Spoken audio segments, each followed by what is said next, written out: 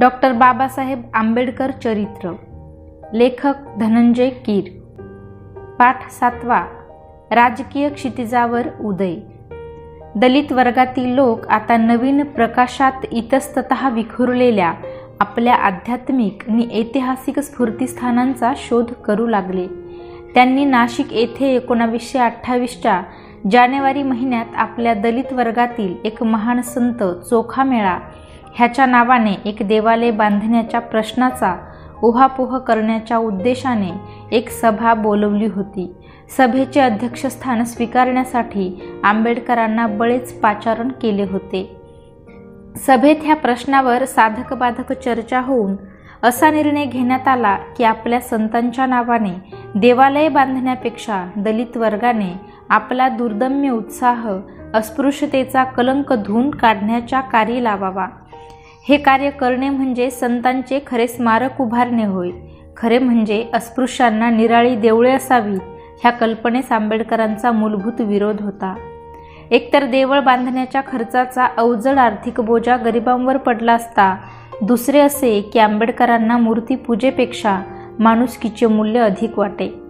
परंतु महाराष्ट्रीय संतांच्या कार्याविषयी आंबेडकरांची भूमिका कोणती होती हे लक्षात घेणे आवश्यक आहे. आंबेडकरांच्या मते एका वर्गाचे दुसऱ्या वर्गावर वर्चस्व राहणे यात चातुर्वर्ण्याचे मर्म आहे. चातुर्वर्ण्याविरुद्ध अनेक बंड झाली, त्यात महाराष्ट्रातील भागवत धर्मी संतांचे बंड प्रमुख होय. पण या बंडातील लढा अगदी निराळा होता. इतर माणसांप्रमाणेच माणूस असलेला ब्राह्मण श्रेष्ठ की ईश्वरभक्त श्रेष्ठ असा तो लढा होता. ब्राह्मण माणूस श्रेष्ठ की शूद्र माणूस श्रेष्ठ हा प्रश्न सोडविण्याच्या भरीस साधू संत पडले नाहीत. या बंडात साधू संताचा जय झाला व भक्तांचे श्रेष्ठत्व ब्राह्मणांना मान्य करावे लागले. तरीसुद्धा या बंडाचा चातुर्वर्ण विध्वंसनाच्या दृष्टीने काहीच उपयोग झाला नाही. भक्तीच्या मुलाम्याने माणुसकीला किंमत येत नसते, तिची किंमत स्वयंसिद्ध आहे. हा मुद्दा प्रस्थापित करण्यासाठी संत भांडले नाहीत. त्यामुळे चातुर्वर्ण्याचे दडपण कायम राहिले. संतांच्या बंडाचा एक मोठा दुष्परिणाम झाला. तुम्ही चोखामेळ्यासारखे भक्त व्हा, मग आम्ही तुम्हाला मानू असे म्हणून दलित वर्गाची वंचना करण्याची एक नवी युक्ती मात्र त्यामुळे ब्राह्मणांच्या हाती सापडली. दलित वर्गातील कुरकुरणारी तोंडे त्या उपायाने बंद होतात असा ब्राह्मणांचा अनुभव आहे. सांप्रतदायी लोक साधू संतांच्या चमत्काराच्या दंतकथा शक्य तितक्या अतिशयोक्तीने वर्णन करतात, परंतु साधूंनी प्रतिपादिलेल्या न्यायबुद्धीची, भूतदयेची आणि समतावादाची व उदार विचारांची ते हटकून पायमल्ली करतात, कारण त्यांनाही जातीच्या दुराभिमानाने पछाडलेले असते. रामदासी पंथांचे लोक तर पहिल्यापासूनच जाती दुराभिमानी व कडवे म्हणून प्रसिद्ध आहेत. त्या पंथाचा संस्थापक वर्णवर्चस्वाच्या अभिमानाने ग्रासलेला होता. त्यापायी त्याने वारकरी संप्रदायाशी स्पर्धा करणारा वेगळा संप्रदाय स्थापला. आंबेडकरांची ही मते रानडे आदी विचारवंतांच्या विचारापेक्षा निराळी आहेत, अधिक वास्तववादी आणि बुद्धिप्रामाण्यवादी आहेत. रामदासांचे वाङ्मय राजकारणाला आणि देशाभिमानाला स्फूर्ती देणारे ठरले, तरी रामदासांची सामाजिक भूमिका माणसांची मूल्य ओळखणारी नसून ती ब्राह्मण धर्माची, वर्णवर्चस्वाची आणि ब्राह्मण जातीची महती गाणारी होती हे खाली दिलेल्या त्यांच्या ओव्यांवरून कळेल. आंबेडकरांचा रामदासांवरील अभिप्राय कसा अचूक होता हेही त्यावरून दिसून येते. गुरु तो सकळांशी ब्राह्मण, जरी तो झाला क्रियाहीन, तरी तयाशीच शरण अनन्य भावे असावे. ब्राह्मण वेद मूर्तिमंत, ब्राह्मण तोची भगवंत, पूर्ण होती मनोरथ विप्रवाक्य करुणी. असो ब्राह्मणा सुरवरी वंदिती, तेथे मानव बापुडे किती, जरी ब्राह्मण मूढमती, तरी तो जगद्वंद्य. अंतेज शब्द ज्ञात बरवा, परी तो नेऊन काय करावा, ब्राह्मण सन्निध पूजावा, हे तो न घडे की. 1928 सालच्या आरंभी इंदूरचे महाराज सर तुकोजीराव यांचा कुमारी मिलर या अमेरिकन युवतीशी विवाह घाटत होता. उभ्या महाराष्ट्रातील पुरोगामी आणि प्रतिगामी पक्षांत आणि पत्रांत हा घाटत असलेला विवाह वादाचा प्रश्न होऊन बसला होता. त्या वादंगाने सारा महाराष्ट्र दुमदुमत होता. महाराजांच्या स्वतःच्या धनगर जातीत या प्रश्नावर मोठे रण माजले होते. त्या प्रश्नाचा निर्णय करण्यासाठी महाराजांच्या ज्ञातीतर्फे बारामतीस एक परिषद भरविण्यात आली. त्या परिषदेस डॉक्टर बाबासाहेब आंबेडकर व राव बहादूर बोले यांना मार्गदर्शन करण्यासाठी आग्रहपूर्वक आमंत्रण देण्यात आले होते. त्या परिषदेत ह्या दोघाही पुढाऱ्यांनी महाराज तुकोजीरावांना पाठिंबा दिला. परिषदेने होळकर महाराजांची बाजू उचलून धरली आणि एकदाचा तो विवाह पार पडला. आंबेडकरांना अप्रिय झालेल्या हिंदू धर्मात त्या युवतीचे धर्मांतर करून घेण्यास पाठिंबा होता की तो आंतरवांशिक विवाह होता म्हणून पाठिंबा होता हे कळण्यास मार्ग नाही. त्याच रात्री एक सभा बोलावून राव बहादूर बोले यांच्या अध्यक्षतेखाली बारामतीच्या दलित समाजाने डॉक्टर आंबेडकर यांचा सत्कार करण्याची संधी साधली. आंबेडकरांवर त्यांनी स्तुतिसुमने उधळली. त्याचवेळी मुंबई प्रांतात उपजिल्हाधिकाऱ्यांच्या जागी नेमण्यात आलेले अस्पृश्य समाजातील पहिले गृहस्थ म्हणून मा का जाधव यांचेही त्या सभेने अभिनंदन केले. सरकारी कचेऱ्यांतून वरिष्ठपदी लायक अशा अस्पृश्यांची नेमणूक व्हावी अशी डॉक्टर आंबेडकरांनी सरकारपुढे सतत मागणी सुरू ठेवली होती. त्याची फलश्रुती म्हणजे जाधवांची बढती. ह्या बाबतीत त्या काळचे मुंबईचे ब्रिटिश राज्यपाल सर लेस्ली विल्सन ह्यांच्या आंबेडकरांशी एकदा खडाजंगी झाली होती. त्यांनी आंबेडकरांना राजभवनमध्ये बोलावून घेतले आणि सरकार नियुक्त सभासद असून सुद्धा आंबेडकरांनी सरकारी कारभारावर टीका केली ह्याविषयी त्यांनी आश्चर्य व्यक्त करून नापसंतीही व्यक्त केली. आंबेडकर ताडकन उत्तरले, विधिमंडळात जे आपल्या बुद्धीला पटले ते आपण बोललो. एवढेच नव्हे तर राज्यपाल विल्सन यांना त्यांनी निर्भयपणे असे सुनावले की त्यांच्या राजवटीत अस्पृश्य वर्गाचे काडीचेही कल्याण झालेले नाही. त्यांच्यातील कर्तबगार आणि कार्यदक्ष अशा व्यक्तींची वरच्या जागेकरता निवड केली गेली नाही. या बाबतीत उदाहरण म्हणून त्यांनी जाधवांच्या अर्जाकडे बोट दाखवले. ह्याचा योग्य परिणाम म्हणून दलित वर्गातील उमेदवारांच्या नेमणुकीबाबत सरकारी दृष्टिकोनात फरक पडू लागला. विधिमंडळात काम करीत असता आंबेडकरांनी तेथे गरीब वर्गाची उन्नती साधण्याची आलेली एकही संधी वाया जाऊ दिली नाही. उदाहरणार्थ स्त्री कामगारांचे हित, स्त्री कामगारांना प्रसूती काळात सवलती देण्यासंबंधी विधेयक विधिमंडळात मांडण्यात आले होते. त्यावेळी बाबासाहेबांना गरिबाविषयी वाटणाऱ्या अपार कळवळ्याने त्यांचे हृदय उचंबळून आलेले दिसते. त्या विधेयकाला पाठिंबा देताना ते आपल्या जोरदार भाषणात म्हणाले, प्रत्येक मातेला प्रसूतीपूर्व काळात आणि प्रसूतीनंतरच्या काळात काही ठराविक काळापर्यंत विश्रांती मिळणे हे राष्ट्राच्या दृष्टीने हिताचे आहे असे मी मानतो. हे विधेयक तर त्याच तत्वावर आधारलेले आहे. त्याठायी होणारा व्यय सरकारने सोसावा, तथापि तत्कालीन परिस्थितीत तो भार मालक वर्गानेच सोसावा असे जे विधेयकाचे उद्दिष्ट आहे ते निखालस चूक आहे असे म्हणता येणार नाही. कारण स्त्री कामगार नोकरीस ठेवणे मालक वर्गास फायदेशीर पडते. विधिमंडळात असली जनहिताची कामे आंबेडकर करीत होते तरी त्या विधेयकात त्यांनी आपला जीव ओतला. ते स्वतः त्यांनीच विधिमंडळाच्या समोर 19 मार्च 1928 रोजी मांडले. त्या विधेयकांचा उद्देश 1874 सालच्या महार वतनाच्या सुधारणा कायद्यात सुधारणा करणे हा होता. त्या कायद्याने वतनदार महारांना सरकारी कामकाजात रात्रंदिन गुलामाप्रमाणे राबावे लागत असे.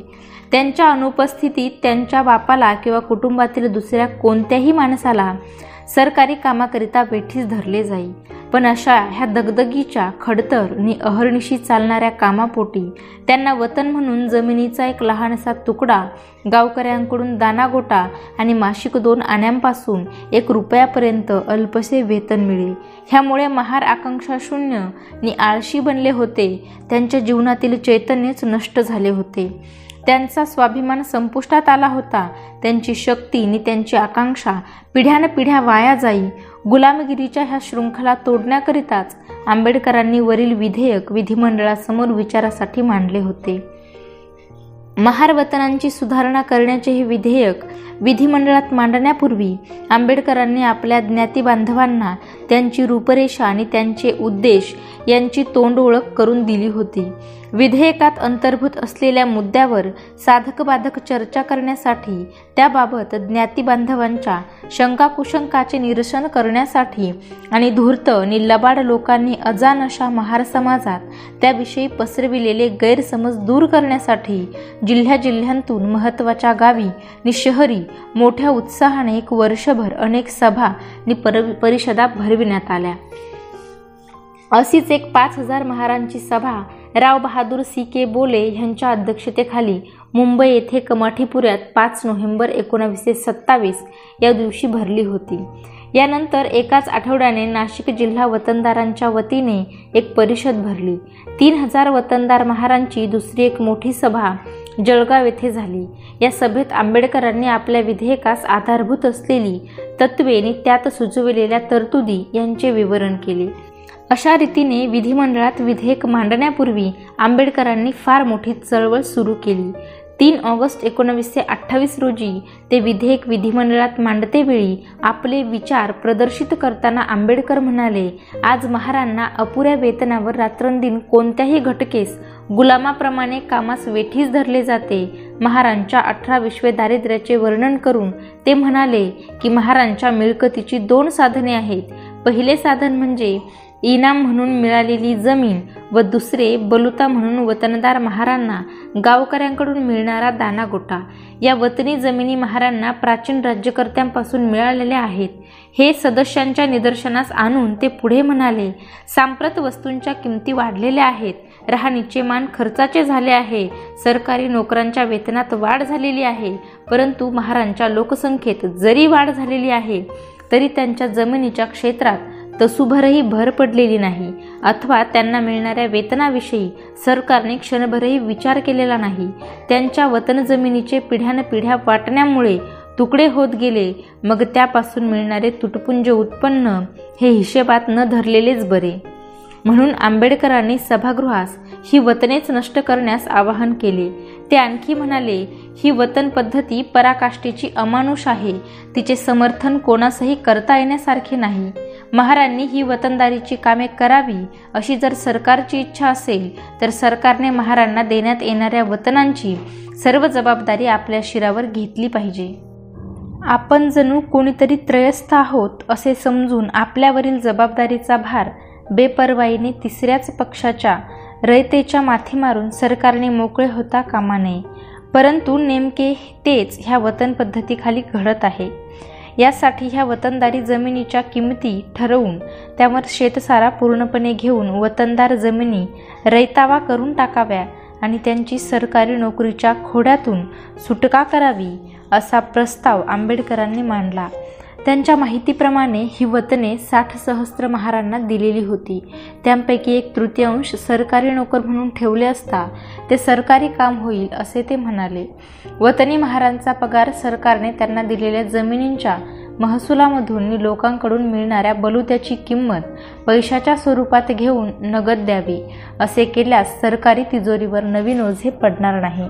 जर कायद्याने तलाठी या वर्गाच्या वेतनासाठी आर्थिक उपाययोजना पुढे मांडण्याइतका सरकारच्या ठायी उत्साह, धैर्य आणि अनुकंपा आहे तर फक्त महारांच्याच बाबतीत सरकारने असा उत्साह, धैर्य आणि अनुकंपा का दाखवू नये असा प्रश्न त्यांनी सरकारला विचारला.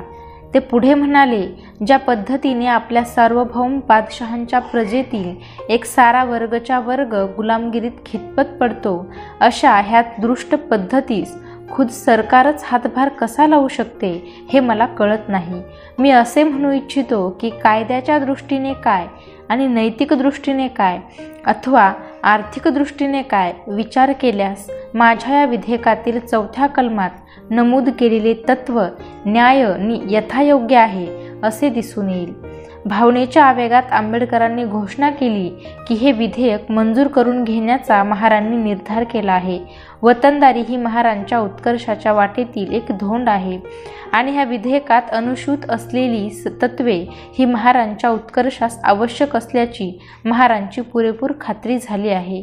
अशा परिस्थितीत जर हे विधेयक विधिमंडळाने नामंजूर केले तर महार सार्वत्रिक संप करतील व मलाही विधिमंडळाच्या सदस्यत्वाचा राजीनामा द्यावा लागेल. ते विधेयक विधिमंडळ एकमताने संमत करील अशी आशा बाळगून त्यांनी ते सभागृहापुढे विचारासाठी मांडले आणि आपले भाषण संपविले. हे 2 तासापर्यंत चाललेले भाषण इतके अस्खलित, स्पष्टोक्तीपूर्ण आणि वक्तृत्वपूर्ण होते की त्यावेळी टाचणी पडली असती तरी तिचा आवाज ऐकू आला असता, इतकी स्तब्धता सभागृहात पसरली होती. प्राथमिक चर्चेनंतर 4 ऑगस्ट रोजी विधिमंडळातील 23 सभासदांच्या प्रवेर समितीकडे हे विधेयक विचारविनिमयासाठी पाठवावे असा आंबेडकरांनी ठराव मांडला. त्या समितीने विधेयकाविषयीचा आपला निर्णय 1929 सालच्या जून महिन्याच्या सुरुवातीस सादर करावयाचा होता. त्या विधेयकाचे भवितव्य मात्र फार शोचनीय ठरले. प्रवर समितीत त्या विधेयकात बदल होत होत शेवटी त्या विधेयकाचे मूळ स्वरूप पार बदलून गेले. आंबेडकरांची सूचना अशी होती की बलुत्याऐवजी लोकांकडून महसूल कर घ्यावा. त्याला समितीने विरोध केला. बलुत्याविषयी कलमे आधी घालू नयेत अशी समितीने शिफारस केली. बलुता चौकशी समिती नेमू असे सरकारने आश्वासन दिले म्हणून ही दुरुस्ती त्यांनी मान्य केली. तर वतनदारांकडे असलेल्या जमिनी पूर्ण किंमत आकारून त्यांना न देता वतनी जमिनीच्या उत्पन्नापैकी अर्धा खंड घेऊन रयतावा कराव्यात अशी प्रवर समितीने दुरुस्ती सुचविली. शेवटी याच मुद्द्यावर संघर्ष झाला. सनातनी वर्गातल्या जवळजवळ सर्वच सदस्यांनी विधेयकाकडे आपली पाठ फिरविली तर काही थोड्या सदस्यांनी सरकार पक्षाची पाठराखणी केली. हे विधेयक सादर करण्यापूर्वी सायमन मंडळाला सादर केलेल्या निवेदनात आंबेडकरांनी मुसलमानांच्या राष्ट्रविरोधी कारवाया उजेडात आणून त्यांच्या अराष्ट्रीय वृत्तीवर जबरदस्त हल्ला चढवला होता म्हणून मुंबई विधिमंडळातील मुसलमान सभासदांचा आंबेडकरांवर रोष होता. साहजिकच त्यांनी ह्या विधेयकाला विरोध केला. सरतेशेवटी 24 जुलै 1929 रोजी आंबेडकरांनी वैतागून आपले विधेयक मागे घेतले. तेव्हापासून पावशतक उलटून गेले तरी महारांच्या दैन्यावस्थेत फरक पडला नाही. त्याविषयी कुणी फारशी पर्वाही केली नाही. भारतातील राजकीय असंतोषाची धार कमी करण्याच्या हेतूने 1919च्या कायद्यान्वये केलेल्या राजकीय सुधारणांचे फिरून निरीक्षण करून त्यांत काही सुधारणा करण्याचा ब्रिटिश सरकारने निर्णय घेतला. त्यासाठी एक राज्यघटना सुधारणा मंडळ नेमले. सर जॉन सायमन हे त्या मंडळाचे अध्यक्ष असल्यामुळे ते मंडळ सायमन कमिशन या नावानेच प्रसिद्ध झाले. या मंडळावर ब्रिटिश उमराव सभेतील 2 व लोकसभेतील 4 असे 6 सभासद असून अध्यक्ष सायमन साहेब होते. ब्रिटिश लोकसभेतील एक संसदपटू असा सायमन साहेबांचा लौकिक होता. ह्या सायमन मंडळाच्या शिफारशींवर हुकूम एक योजना आखून ती दोन्ही सभागृहांच्या संयुक्त समितीपुढे विचारासाठी ठेवू आणि त्या संयुक्त समितीपुढे हिंदी नेत्यांची साक्ष घेण्यात येईल अशी ब्रिटिश सरकारने घोषणा केली. 1919च्या सुधारणा निर्बंधात कायद्यात प्रगट केल्याप्रमाणे हिंदी प्रश्नाचा फिरून विचार करण्यासाठी सायमन मंडळ भारतास पहिली भेट देण्यासाठी निघाले. मुंबई 3 फेब्रुवारी 1928 रोजी ते पोहोचले. सायमन मंडळावर एकाही हिंदी सदस्याचा अंतर्भाव न केल्यामुळे भारतातील सर्वच राजकीय पक्षांना आपला उपमर्द झाला आहे असे वाटले. काँग्रेसने सर्वतोपरी त्या समितीवर बहिष्कार टाकण्याचे ठरविले. त्याप्रमाणे सायमन मंडळाचे स्वागत काळ्या निशाणांनी, सायमन साहेब माघारी फिरा अशा निषेधदर्शक फलकांनी करण्यात आले. राष्ट्रीय सभेने सर्व देशभर हरताळ पाळला आणि तिने अशी विरोधी निदर्शने केल्यामुळे पोलिसांनी काही ठिकाणी गोळीबार केला. सायमन मंडळाने 1928-29च्या हिवाळ्यात भारतास दुसऱ्यांदा भेट दिली. त्यावेळीही त्यांचे असेच काळ्या निशाणांनी स्वागत करण्यात आले. अशाच एका निदर्शनाच्या वेळी ब्रिटिश अधिकाऱ्याने लाहोर येथे निदर्शकांवर लाठीहल्ला केला.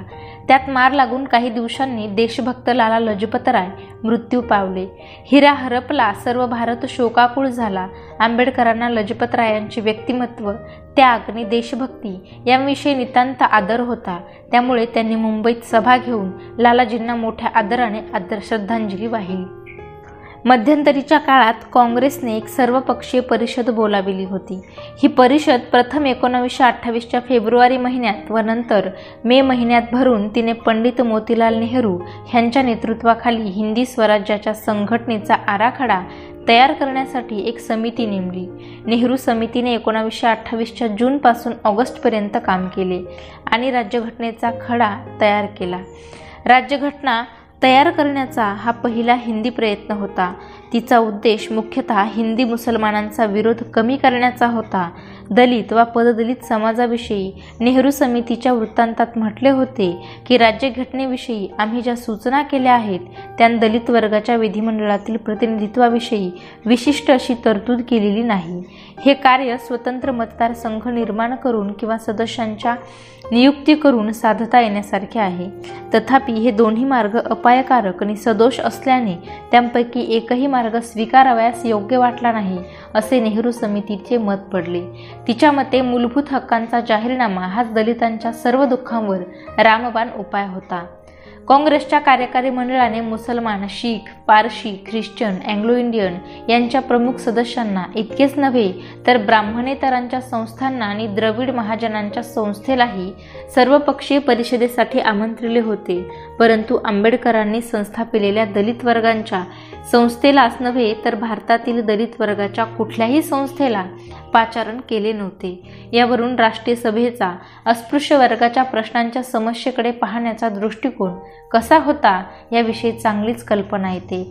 तरी बरे की 10 वर्षांपूर्वी साऊथ बरो मंडळापुढे आंबेडकरांची साक्ष झाली होती. तरीसुद्धा नेहरू समितीच्या शिफारशीसंबंधी आंबेडकरांचे मत विचारार्ह आणि मननीय आहे. नवीन प्रांतनिर्मितीच्या मुसलमानांच्या दुष्ट काव्यास बळी पडलेल्या नेहरू समितीच्या शिफारशींत हिंदूंना धोका तसेच हिंदुस्थानवर अरिष्ट आहे अशी आंबेडकरांनी भयसूचक घंटा वाजविली होती. मोतीलाल नेहरू मुसलमान धार्जिणे होते हाच त्यांचा अभिप्राय होता. हिंदू समाजाचा आमच्यावर रोष आहेच, त्यात मुसलमान समाजाच्या रोषाची भर पडणार हे बरे नव्हे हे आम्हाला कळत आहे. पण ज्यात आमच्या देशाचे अकल्याण आहे त्यात आमचेही अकल्याण आहे अशी आमची भावना असल्यामुळे ही जोखीम आम्ही आमच्या शिरावर घेतली आहे.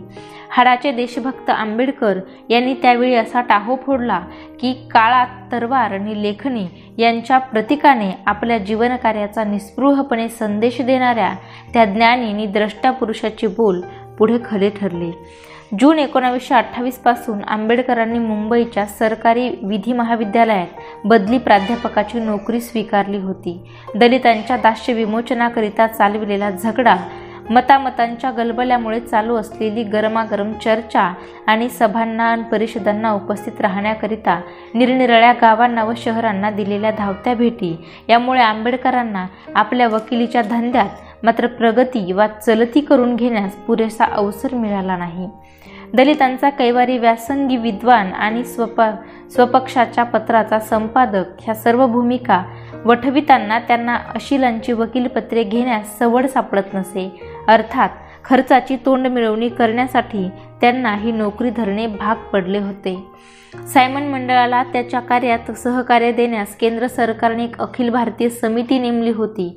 शिवाय मंडळासंगे कामकाज करण्यासाठी प्रत्येक प्रांतिक मंडळाने आपापली समिती नेमली होती. मुंबई प्रांतिक समितीवर 3 ऑगस्ट 1928 रोजी इतर सभासदांबरोबर आंबेडकरांचीही निवड झाली. सायमन मंडळाचे कामकाजने दौरे यांनी भारताचे राजकीय क्षितिज अगदी सतेज झाले होते. देशातील इतर शक्तींबरोबर आंबेडकरांची बुद्धिमत्ता आणि काळावर ठसा उमटविणारी प्रबळ इच्छाशक्ती ही सायमन मंडळाच्या कार्यामुळे जनतेच्या प्रत्ययास आली. ह्या क्षणापर्यंत फक्त महाविद्यालयातच त्यांच्या ज्वलज्जहाल निर्भय आणि निर्भीड राजकीय मतांविषयी त्यांची ख्याती झाली होती. सायमन मंडळाशी सहकार्य केल्यामुळे आंबेडकरांना ब्रिटिशांचा बगलबच्चा, विश्वासघातकी, देशद्रोही अशी शेलकी विशेषणे बहाल करण्यात आली होती. एक दिवशी विधी महाविद्यालयाच्या सकाळच्या वर्गात त्यांनी प्रवेश करताच विद्यार्थ्यांनी त्यांच्या वर्गावर बहिष्कार टाकला. त्या प्रसंगी युसुफ मेहर अलींसारख्या एका तडफदार विद्यार्थी देशभक्ताने तर प्राध्यापक आंबेडकरांनी सायमन मंडळाशी सहकार्य केल्याविषयी त्यांच्या तोंडावर त्यांचा यथेच्छ धिक्कार केला. दुसऱ्या दिवशी झाडून साऱ्या वर्तमानपत्रांत तेच वृत्त प्रसिद्ध झाले. सांगावयास हे नकोच. दलित वर्गाच्या एकूण 18 संस्थानांनी सायमन मंडळापुढे सायमन मंडळापुढे साक्षी दिल्या आणि आपापले निवेदन सादर केले. त्यांपैकी 16 संस्थांनी दलित वर्गाकरिता स्वतंत्र मतदारसंघाची मागणी केली. बहिष्कृत हितकारिणी सभेच्या वतीने आंबेडकरांनी सादर केलेल्या निवेदनात संयुक्त मतदारसंघाची आणि दलित वर्गाकरिता राखीव जागांची मागणी केली होती. त्यात एक अशीही तक्रार केली होती की ज्यांच्या हाती राष्ट्राच्या कारभाराची सूत्रे आहेत त्यांना लक्षावधी अज्ञानी लोकांची आठवण राहत नाही. शिवाय असेही म्हटले होते की ब्रिटिश हिंदुस्थानातील एकंदर लोकसंख्येच्या 1/5 इतकी लोकसंख्या असलेल्या दलित वर्गावर 1919च्या सुधारणा कायद्याने भयंकर अन्याय केला आहे. बहिष्कृत हितकारिणी सभेने मुंबई विधिमंडळातील 140 जागांपैकी 22 जागांची मागणी केली. सभासदांच्या नियुक्तीच्या पद्धतीला तीव्र विरोध दर्शविला आणि निवडणुकीचे तत्त्व दलित वर्गाच्या बाबतीतही लागू करावे असा आग्रह धरला. दलित वर्गाला राजकारणाच्या शिक्षणाची आवश्यकता आहे. शिवाय मंत्रिपद हा महत्त्वाचा विशेष अधिकार असल्याने मंत्रिमंडळातही त्यांच्या प्रतिनिधींचा समावेश झाला पाहिजे अशी मागणी केली. लोकसंख्येच्या प्रमाणात प्रतिनिधित्व मागून बहिष्कृत हितकारिणी सभा थांबली नाही. देशाच्या भावी राज्यघटनेत 2 कलमांचा अंतर्भाव करून दलित वर्गाच्या शिक्षणाचा अग्रहक्क असावा. 2 कलमानुसार लोकसंख्येच्या प्रमाणात प्रतिनिधित्व मागून बहिष्कृत हितकारिणी सभा थांबली नाही. देशाच्या भावी राज्यघटनेत 2 कलमांचा अंतर्भाव करून घेण्याचा सभेने आग्रह धरला. त्यांतील पहिल्या कलमानुसार प्रांताच्या उत्पन्नावर दलित वर्गाच्या शिक्षणाचा अग्रहक्क असावा आणि 2 कलमानुसार लष्कर, आरमार आणि पोलीस दल या खात्यात दलित वर्गाला प्रवेश मिळविण्याचा हक्क द्यावा अशी मागणी होती. बहुसंख्याक हिंदूंमधील निवडक अशा सज्जन हिंदूंच्या सद्गुणांकडे सर्व हिंदू समाजाविषयी चांगले मत बनवू नये असा इशारा बहिष्कृत हितकारिणीच्या मुखाने आंबेडकरांनी सायमन मंडळास दिला. स्पृश्य हिंदूंनी दलित वर्गाच्या बाबतीत दाखवलेला निर्दयपणा, त्यांची केलेली गांजवणूक नि छळवणूक ह्यामुळे त्यांनी दलित वर्गाला कसे देमाय धरणी ठाय करून टाकले होते याचाही पाढा वाचला. मात्र समंजस हिंदू नेत्यांवर बहिष्कृत हितकारिणी सभेने आपला विश्वास प्रकट केला होता. आपल्या निवेदनात बहिष्कृत हितकारिणी सभा म्हणते, कुठच्याही भल्या हिंदूंच्या राजवटीत लोक सर्वत्र सुखी होतील याविषयी दलित वर्गातील कुठच्याही व्यक्तीच्या मनात किंतु नाही, परंतु निर्बंध आणि नियम हे केवळ चांगल्या माणसांनाच लावायचे असतात असे नाही, ते वाईट मनुष्यांना सुद्धा लावायचे असतात ही वस्तुस्थिती आहे असेही त्या निवेदनात म्हटले होते. मद्रास मध्यवर्ती आदिद्रविड महाजन सभेने अस्पृश्याचे प्रतिनिधी सरकारने नियुक्त करावे अशी मागणी सायमन मंडळाला सादर केली. मुंबई प्रांतिक ब्राह्मणेतर पक्षाने अस्पृश्य समाजाकरिता स्वतंत्र मतदारसंघ नि राखीव जागा द्याव्यात अशी शिफारस केली. मुस्लिम लीगने सिंध स्वतंत्र प्रांत करावा, वायव्य सरहद्दीवर एक नवीन प्रांताची निर्मिती करावी, मुसलमानांकरिता स्वतंत्र मतदारसंघ व संघराज्याच्या राज्यघटनेत प्रांतांना विशेषाधिकार द्यावे अशी पूर्वीच्याच मागण्यांची पुन्हा री ओढली. 23 ऑक्टोबर 1928 या दिवशी सायमन मंडळ, केंद्रीय समिती आणि मुंबई प्रांतिक समिती यांनी पुणे येथे आंबेडकरांची साक्ष घेतली. या तिन्ही समित्यांच्या बैठकीपुढे ही सभेने डिप्रेस्ड इंडिया असोसिएशनने सादर केलेली 2 निवेदने होती. आरंभी सर जॉन सायमन यांनी आंबेडकरांना मुंबई इलाख्यातील दलित वर्गीय समाजाबद्दल अनेक प्रश्न विचारले. नंतर सर हरिसिंग, गौर आणि आंबेडकर या दोघांमध्ये संबंधित विषयांवर खालील प्रश्नोत्तरे झाली. प्रश्न: डॉक्टर आंबेडकर, दलित वर्ग आणि अस्पृश्य वर्ग हे दोन्ही शब्दप्रयोग आपण समानार्थी वापरता काय? उत्तर: होय. प्रश्न: दलित वर्गाकरिता स्वतंत्र प्रतिनिधित्वाची मागणी करताना आपण ही मागणी अस्पृश्य वर्गापुरतीच करीत आहात हे खरे आहे काय? उत्तर: होय. प्रश्न: काही आदिवासी अस्पृश्य नाहीत असेच आपले म्हणणे आहे ना? उत्तर: काही ठिकाणचे आदिवासी अस्पृश्य असतीलही, पण त्यांच्या वतीने बोलण्याचा माझा उद्देश नाही. यानंतर सायमन मंडळ आणि आंबेडकर यांच्यात खालील प्रश्नोत्तरे झाली. प्रश्न: तो आकडा हिशोबात घेऊन अस्पृश्य वर्गाच्या हिताच्या दृष्टीने भारताच्या राज्यघटनेने अथवा मुंबई प्रांताच्या घटनेने त्यांच्या संबंधी योग्य ते करावे म्हणजे नक्की काय करावे असे तुम्हाला वाटते? उत्तर: पहिली गोष्ट सांगायची म्हणजे आम्हास तुम्ही हिंदू समाजापासून वेगळी अशी स्वतंत्र अल्पसंख्याक जात म्हणून मानावी. हो, अगदी भिन्न, स्वतंत्र अशी अल्पसंख्याक जात. दुसरी गोष्ट अशी की भारतातील दुसऱ्या कोणत्याही अल्पसंख्याक जातीपेक्षा अस्पृश्य वर्गाला राजकीय संरक्षणाची अधिक आवश्यकता आहे. ह्याचे कारण अगदी उघड आहे. ते असे की अस्पृश्य वर्ग हा शिक्षणाच्या दृष्टीने अगदी मागासलेला आहे आणि इतर कुठल्याही अल्पसंख्याकांपेक्षा तो वर्ग राजकीयदृष्ट्या दुबळा, आर्थिकदृष्ट्या कंगाल आणि सामाजिकदृष्ट्या गुलाम आहे. म्हणून राखीव जागा आणि प्रौढ मतदान पद्धती यांची आम्ही मागणी करीत आहोत. प्रश्न: जर प्रौढ मतदान पद्धती नसेल तर? उत्तर: तर आम्ही विभक्त मतदारसंघाची मागणी करू. प्रश्न: सरकारी नोकरीत अस्पृश्यांची भरती व्हावी याविषयी तुम्ही फार उत्सुक दिसतात, ते का? उत्तर: या बाबतीत मी तुम्हाला स्पष्टपणे सांगतो की कायद्याचा वापर अनेक गोष्टींत अस्पृश्य माणसाच्या हिताविरुद्ध केला जातो. प्रश्न: अस्पृश्य वर्ग म्हणजे काय याची निश्चित व्याख्या तुम्ही सांगू शकता काय? उत्तर: ज्या जातीपासून विटाळ होतो असे मानले जाते त्या जाती. प्रश्न: महार, निमांग ह्या दोन जातींत आंतरजातीय विवाह होतात काय? उत्तर: नाही, कारण स्पृश्य हिंदूंनी खालच्या सर्व जातींत हे जातीयतेचे विष पसरवले आहे. प्रश्न: ते सहभोजन करतात का? उत्तर: होय, अलीकडे. प्रश्न: अस्पृश्य समाजाला तुम्ही हिंदू म्हणून मानता काय? उत्तर: मी संज्ञेची फारशी पर्वा करीत नाही. मी जोपर्यंत हिंदू धर्माच्या चौकटीच्या बाहेर आहे तोपर्यंत मी स्वतःला हिंदू लेखतो की अहिंदू लेखतो याला फारसे महत्त्व नाही. प्रश्न: तुम्ही जर हिंदू समाजाच्या चौकटी बाहेर असता तर तुम्हाला हिंदू कायदा लागू झाला नसता, तर मग कोणता कायदा तुम्हाला लागू आहे? उत्तर: आम्हाला हिंदू कायदा लागू आहे. हिंदू समाजसुधारकांचे समाज सुधारणाविषयक प्रयत्न म्हणजे केवळ व्यासपीठावरील भाषणे असे आंबेडकरांनी समितीला स्पष्टपणे सांगितले. अस्पृश्य समाजाला नागरिक हक्क मिळवून देण्यासाठी आंबेडकर नेहमी जागरूक असत. ते तसला एकही समय व्यर्थ जाऊ देत नसत. संकटांस तोंड देऊन देखील आपल्या हक्कांसाठी कसे झगडावे याचे शिक्षण देण्याची एकही संधी वाया जाऊ देत नसत.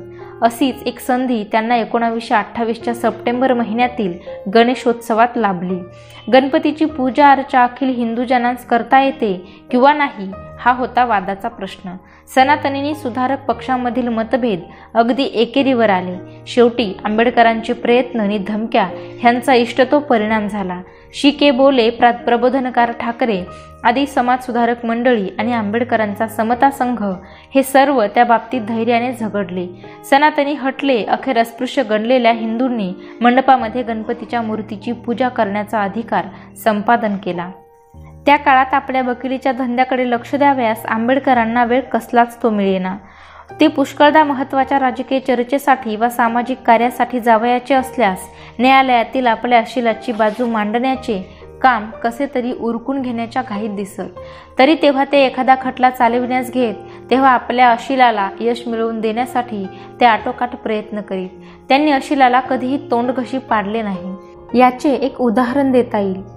एका खुनाच्या खटल्यात त्यांचे ठाणे येथील जिल्हा व सत्र न्यायाधीशाच्या न्यायालयात ज्या दिवशी भाषण व्हावयाचे होते त्याच दिवशी त्यांची पुण्यात सायमन मंडळापुढे साक्ष व्हावयाची होती. इकडे खटला तर फारच महत्त्वाचा, आरोपींना फासावरून सोडवायचे होते, तरी आपल्या दलित समाजाची सायमन मंडळापुढे बाजू मांडायची संधी गमवायची नव्हती. म्हणून त्यांनी न्यायाधीशांना एक खास विनंती केली की जरी फिर्यादी पक्षाचे भाषण झाल्यानंतर बचावाचे भाषण करायचे असते तरी माझ्या कामाची निकड लक्षात घेऊन न्यायालयाने मला बचावाचे भाषण प्रथम करण्याची परवानगी द्यावी. आपल्या पक्षकारांची बाजू मांडून आंबेडकर पुण्यास गेले.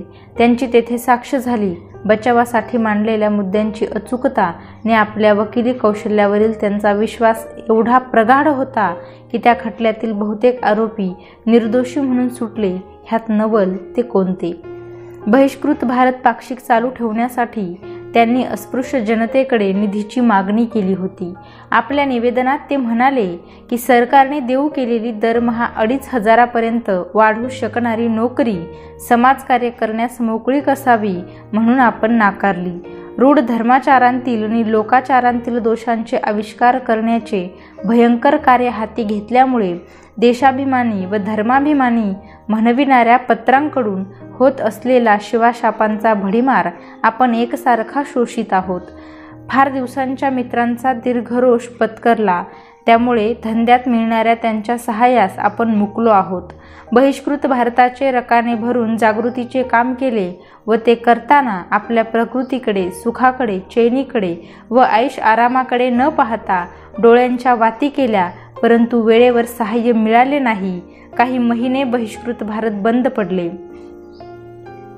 मध्यंतरी 29 जून 1928 पासून त्यांच्या नेतृत्वाखाली समता संघाचे समता पाक्षिक निघू लागले. बहिष्कृत भारताचा दुसऱ्या वर्षाचा पहिला अंक 16 नोव्हेंबर 1928 या दिवशी निघाला. समता एका शुक्रवारी तर बहिष्कृत भारत दुसऱ्या शुक्रवारी निघे. असे काही महिने चालू. पुन्हा 1929 साली दोन्ही पाक्षिके बंद पडली. ह्यात संधीस दुसऱ्या एका महत्त्वाच्या प्रश्नात आंबेडकरांचे मन गुंतले होते. ते प्रश्न म्हणजे मुंबईतील कापड गिरण्यांतील कामगारांनी केलेला संप. हा विराट संप सुमारे 6 महिने चालला होता. सुमारे 1.5 लाख कामगार या लढ्यात सामील झाले होते. गिरणी मालकांनी नवीन तऱ्हेचे माग सुरू केले होते. एक माणूस 3 माग चालवू शके, त्यामुळे कामगारांच्या संख्येत कपात करण्याकडे मालकांचा कल झाला. कामगारांनी नवीन मागांविषयी आणि नवीन पद्धतीविषयी संताप व्यक्त केला. गिरणी कामगार महामंडळ ही त्यावेळची मुंबईतील एक प्रमुख कामगार संस्था. तिने या संपाची आग भडकविली आणि संप पेटला. संपाच्या काळात अस्पृश्य कामगारांचे अतोनात हाल झाले. त्या हालांतून आपली केव्हा एकदाची सुटका होईल अशी त्या गरिबांची मनस्थिती झाली होती. स्वतः आंबेडकर तर संपाला अनुकूल नव्हते. कापड गिरणीच्या धंद्याला 80 वर्ष होऊन गेली तरी अस्पृश्यांना गिरण्यातल्या विणकाम खात्यासारख्या किफायतशीर खात्यात शिरकाव नशे, कारण तेथे सुताचा रीळ चोखून दोरा करावा लागे. ही काळीमा आणि अडचण दूर करण्याची पर्वा कुठच्याही कामगार संस्थेने केली नव्हती. ह्यामुळे कापड धंद्यातील अस्पृश्यांची मोठी कुचंबना झाली होती. ही गोष्ट आंबेडकरांच्या मनात शल्ल्याप्रमाणे रुतून बसली होती. शिवाय आंबेडकरांच्या मते कम्युनिस्टांच्या 5वीला संप पुंजलेला होता. साम्यवाद आणि संप ही जुळी भावंडेच.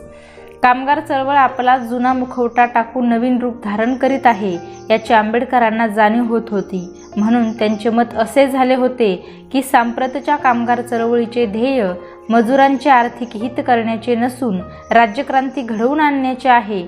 संप हे कामगारांचे कायदेशीर शस्त्र आहे, पण त्याचा उपयोग योग्य वेळीच करायचा असतो, असे त्यांचे मत होते. कामगारांचा असंतोष कम्युनिस्ट वाढवितात. कामगारांची आर्थिक स्थिती सुधारण्याकडे ते लक्ष देत नाहीत. यामुळे अस्पृश्य वर्गातील कामगारांची आर्थिक स्थिती अधिक बिकट झाली. यास्तव काही स्वतंत्र असा मार्ग चोखाळावा की काय असे विचार त्यांच्या मनात घोळत होते. अस्पृश्य कामगारांचे कामावर हजर होण्यातच हित होते. त्यांच्यापुढे तो एकच मार्ग मोकळा होता. त्या काळी ईडी ससून गिरण्यांचे चालक फ्रेडरिक स्टोन्स नावाचे गृहस्थ होते. अस्पृश्य कामगारांना कामावर रुजू होण्यास सांगावे अशी त्यांनी आंबेडकरांना विनंती केली. आंबेडकर C.K. बोल्यांच्या मदतीने सर्व गिरणी भागात संचार करू लागले. बोले हे जुने कामगार नेते. ते दोघे आपल्या संरक्षणासाठी काही तालीमबाज लोकांना बरोबर घेऊन कामगारांना कामावर रुजू होण्यासाठी धीर देत फिरत असत. आंबेडकरांचे एक तपावर आयुष्य मुंबईतील गुन्हेगारांच्या जगात गेले होते. त्यामुळे कामगारांची नाडी त्यांना बरोबर माहीत होती. त्या काळात वातावरण धामधूम, धोका, वितुष्टाची भावना यांनी भरलेले होते. आंबेडकरांच्या कार्यालयानजीकच गिरणी कामगार चळवळीचे मुख्य कार्यालय होते. रागाने धुमसत असणारे कामगार आजूबाजूच्या पायामार्गांवर रेंगाळत असत. जवळच असलेल्या आपल्या बिऱ्हाडी आंबेडकर जेव्हा जेवायला जात तेव्हा त्यांचे स्वामिनिष्ठ शरीररक्षक त्यांच्या आजूबाजूने मागून जात. एक दिवस बिऱ्हाडकडून कार्यालयाकडे येताना त्या स्वामीभक्त शरीररक्षकांना त्यांनी हटकले. अरे, तुम्ही असे माझ्या मागून का जाता येता? ते बिचारे अवाक्षरही बोलले नाहीत. त्यांच्या डोळ्यांतून स्वामीनिष्ठा प्रकाशत होती. आंबेडकर वृद्धाप्रमाणे त्या आपल्या एकनिष्ठ अनुयायांना म्हणाले, हा मूर्खपणा सोडा. मला वाचवण्यासाठी तुम्ही आपला जीव धोक्यात घालू नका. माझा मृत्यू कोणास टाळता येणे शक्य आहे का? इतके जपण्याची काही आवश्यकता आहे असे मला अजिबात वाटत नाही. त्यांचे परममित्र दत्तोबा पवार यांनाही बाबासाहेबांचा जीव धोक्यात आहे असे वाटले. तशी त्यांनी चिंताही व्यक्त केली. बाबासाहेबांनी त्यांना लिहिले की ह्या मार्गात संकटे आहेत. हे निसंशय त्यांना तोंड देण्याचा निश्चय केला आहे. संकट असा कोणता मार्ग असतो? संकटापासून दूर राहायचे असेल तर एकच मार्ग आहे, तो म्हणजे स्वस्थ घरी बसणे. ते मला मान्य नाही. थोरांच्या अविचल धैर्यानेच समाजात सुधारणा होत असते, ती अशी. ह्या संपाचा ताण आंबेडकरांच्या मनावर पडलेला असतानाच पुणे येथे सायमन मंडळापुढे आंबेडकरांची साक्ष झाली होती. ब्रिटिश मजूर पुढारी मेजर ॲटली, जे पुढे इंग्लंडचे मुख्य प्रधान झाले, ते सायमन मंडळाचे सभासद होते. डॉक्टर आंबेडकरांच्या साक्षीच्या वेळी ॲटलींनी काही प्रसंगोचित असे प्रश्न आंबेडकरांना विचारले. त्या दोघांत जी प्रश्नोत्तरे झाली ती विचारहार्य आहेत. ती अशी. प्रश्न: दलित वर्गातील लोक कापडाच्या गिरण्यात इतर शहरी उद्योगधंद्यात काम का करतात? उत्तर: दलित वर्गातील सारे लोक कामगार आहेत.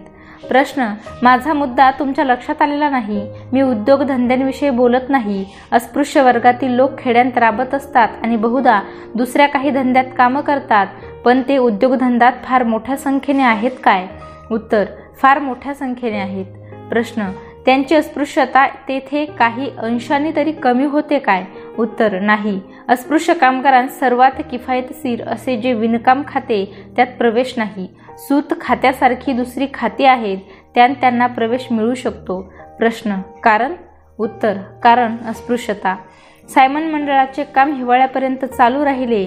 प्रांतिक समित्या आपापले वृत्तांत तयार करीत होत्या. सायमन मंडळाचे कामास सहाय्य करण्याकरिता मुंबई विधिमंडळाने नेमलेल्या समितीने सरकारी आणि बिनसरकारी साक्षी पुरावे ऐकून घेऊन आपला वृत्तांत 7 मे 1929 या दिवशी सादर केला. सिंध प्रांताच्या विभक्तीकरणासंबंधीच्या मागणीशी आपण पूर्णपणे सहमत आहोत, परंतु आर्थिक कारणामुळे ती मागणी अव्यवहार्य ठरते असे मत त्या शहाण्या सुरत्या सभासदांनी आपल्या प्रतिवृत्तांत नमूद केले होते. कर्नाटक प्रांत वेगळा करण्याची मागणी मात्र समितीस तितकीशी तीव्र वाटली नाही. दलित वर्गाला विभक्त मतदारसंघ नसावा, परंतु त्याला राखीव जागा द्याव्या म्हणजे झाले. मुसलमानांकरिता मात्र विभक्त मतदारसंघ असावा. निवडणुकीच्या 144 जागांपैकी 33% जागा राखीव ठेवाव्या अशी समितीच्या सभासदांनी शिफारस केली. आंबेडकरांचा समितीशी मुळातच मुख्य मुद्द्यावर मतभेद झाला. त्यांनी समितीच्या प्रतिवृत्तावर स्वाक्षरी न करता आपली स्वतःची मते आणि शिफारशी ह्यांची एक भिन्न मतपत्रिका त्या समितीस 17 मे 1929 रोजी सादर केली. त्यात कर्नाटकच्या विभक्तीकरणास विरोध दर्शविताना आंबेडकरांनी म्हटले आहे, भाषावार प्रांतरचनेचे तत्व इतके अफाट आहे की ते प्रत्यक्षात उतरविणे कठीण आहे. त्या तत्वाचा कडेपर्यंत युक्तिवाद अंगीकारल्यास इतके नवे प्रांत पाडावे लागतील की त्यांची संख्याच त्या गोष्टींची अव्यवहार्यता सिद्ध करील. असे वाटते की आंबेडकरांच्या हाडातील दूरदृष्टी संपन्न देशभक्त बोलत होता. आज जर राष्ट्राला कोणत्या गोष्टीची गरज असेल तर ती जनतेच्या मनात एकराष्ट्रीयत्वाची भावना निर्माण करण्याची होय. आपण प्रथम भारतीय असून नंतर हिंदू, मुसलमान, सिंधी व कानडी अशी भावना निर्माण करण्यापेक्षा आपण प्रथमतः भारतीय व नंतरही भारतीयच आहोत अशी भावना निर्माण केली पाहिजे. हा आदर्श दृष्टीसमोर ठेवायचा असेल तर ज्यामुळे संकुचित प्रांताभिमानाची व पक्षाभिमानाची वाढ होईल अशा गोष्टी कटाक्षाने टाळल्या पाहिजेत. हे क्रमप्राप्तच आहे. सिंध प्रांताच्या विभक्तीकरणाच्या प्रश्नाला त्या काळात भलतेच महत्त्व दिले जात होते. त्याविषयी आंबेडकरांचे मत असे होते की एक जातीय स्वरूपाची मागणी होती. प्रांतातील मुसलमानांच्या जातीय बहुसंख्याकतेचे रूपांतर राजकीय बहुसंख्याकतेमध्ये करण्याचा तो एक मोठा डाव आहे. ती योजना दिसते तेवढी निरुपद्रवी व निर्हेतुक नाही असा देशाला त्यांनी इशारा दिला. त्या योजनेमागील हेतू निसंशय भयंकर आहे. उट्टे काढून न्याय आणि शांतता राखण्याचा हा डाव आहे. युद्धाची सिद्धता हाच शांतता राखण्याचा सर्वोत्तम मार्ग. ह्या धोरणातूनच त्यांची उत्पत्ती झाली आहे असे त्यांनी ठोसून सांगितले. आपल्या विधानाच्या पुष्ठ्यर्थ त्यांनी गांधीवादी राष्ट्रीय मुसलमान नेते मौलाना आझाद यांनी कलकत्त्याला मुस्लिम लीगच्या बैठकीत केलेले भाषण उद्धृत केले. आझाद म्हणाले होते की हिंदूंच्या 9 प्रांतांबरोबर मुसलमानांचे 5 प्रांत निर्माण होतील. त्यामुळे हिंदूंच्या 9 प्रांतात मुसलमानांना जशी वागणूक दिली जाईल तशीच वागणूक मुसलमानांच्या 5 प्रांतात हिंदूला देखील दिली जाईल. हा मोठाच फायदा झाला नव्हे काय? मुसलमानांना आपले हक्क प्रस्थापित करण्याकरिता हे एक नवीन शस्त्रच सापडले असे नाही काय? गांधीवादी मुसलमान राष्ट्रवाद्यांच्या मनोवृत्तीवर आंबेडकरांनी टाकलेला हा झणझणीत प्रकाश आहे. इतकेच सांगून आंबेडकर मुसलमानांच्या स्वतंत्र मतदारसंघाच्या मागणीकडे वळले. युरोपात भिन्न पंथाचे वा धर्माचे लोक संयुक्त मतदारसंघाला विरोध न करता एकाच शासनाखाली शेजारी शेजारी कसे गुण्यागोविंदाने राहतात याचे त्यांनी वर्णन केले. ते पुढे म्हणाले, मुसलमान अल्पसंख्याक असलेला हिंदुस्थान हा जगात काही एकच देश नाही ही गोष्ट बऱ्याच लोकांना माहीत आहे असे दिसत नाही. बऱ्याच अन्य राष्ट्रांत तशीच परिस्थिती आहे. अल्जेरियात मुसलमानांची मोठी संख्या आहे. बल्गेरिया, ग्रीस व रुमानिया या देशांत मुसलमान अल्पसंख्याक आहेत, तर युगोस्लाव्हिया आणि रशिया या 2 देशांत ते मोठ्या प्रमाणात बहुसंख्याक आहेत. तेथील मुसलमानांनी जातीय तत्वावर स्वतंत्र मतदारसंघाची मागणी केली आहे काय? वेगळ्या मतदारसंघाचा उपयोग न करताही त्यांचे चालू शकते हे राजकारण विषयाच्या सर्व अभ्यासूंना विदितच आहे. इतकेच नव्हे तर त्यांना प्रमाणशीर प्रतिनिधित्वाचेही आश्वासन दिलेले नसताना त्यांचे तेथे ठीक चाललेले आहे.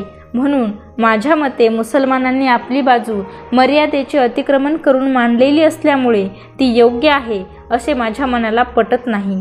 जातीय प्रतिनिधित्व हे मुळातच इतके चुकीचे आहे की ह्या बाबतीत भावनेच्या आहारी जाणे म्हणजे देशाच्या घटनेत हा एक दोष चिरस्थायी करण्यासारखे आहे. काही वर्गास स्वतंत्र प्रतिनिधित्व मिळावे अशा मताचा मी असलो तरी अशा प्रतिनिधित्वाकरिता स्वतंत्र मतदारसंघ असावे या मताच्या मी सर्वस्वी विरुद्ध आहे. प्रादेशिक मतदारसंघ आणि स्वतंत्र मतदारसंघ ही 2 विरुद्ध टोके आहेत. लोकशाहीचा अभाव असलेल्या आपल्या ह्या देशात लोकशाही राज्यपद्धती रुजविण्याकरिता ज्या मतदानाच्या योजना अवलंबिल्या जातात त्या सर्व योजनांतून ह्या 2 गोष्टी कटाक्षाने टाळल्या पाहिजेत. यातला सुवर्ण मध्य म्हणजे राखीव जागा असलेली संयुक्त मतदारसंघ पद्धती.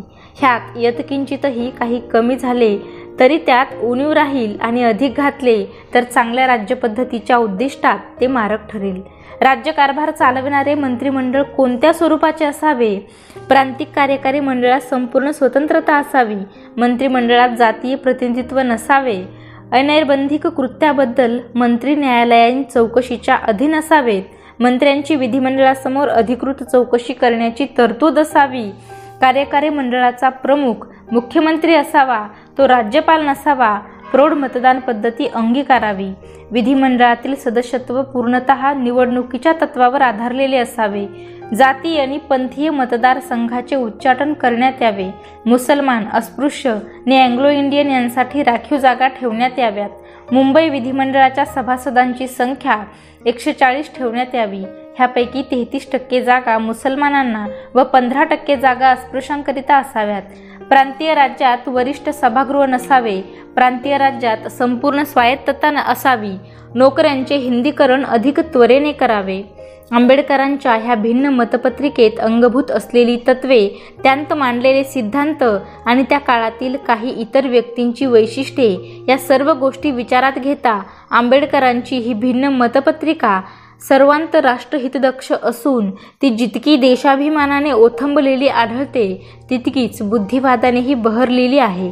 ती जितकी समतोल आहे तितकीच स्फोटकही आहे. यामुळे ही भिन्न मतपत्रिका प्रसिद्ध होताच आंबेडकरांचे कट्टर विरोधक, दुराग्रही टीकाकार आणि त्यांना नेहमी विरोध करणारी वर्तमानपत्रे ह्यांनी त्यांची अलोट प्रशंसा केली. अवघ्या एका रात्रीत आंबेडकर मोठे राजकारणपटू, थोर देशभक्त, अस्पृश्यतेच्या अगाध खाणीतील देदीप्यमान हिरा आणि अलौकिक मुत्सद्दी ठरले.